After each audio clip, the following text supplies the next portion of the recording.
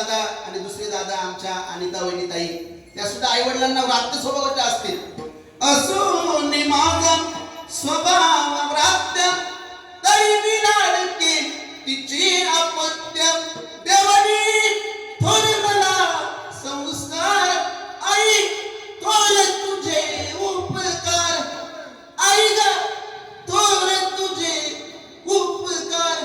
माऊली ईश्वराला प्रत्येकाच्या घरामध्ये राहता येत नाही म्हणून आई रूपाने तुमची व्यवस्था केली. परंतु ज्यांना आई वडील कळत नाही ना काळीच कळाय त्याला आई बाबा लागत बाबाच काळीच कळाय त्याला बाप व्हावा लागत.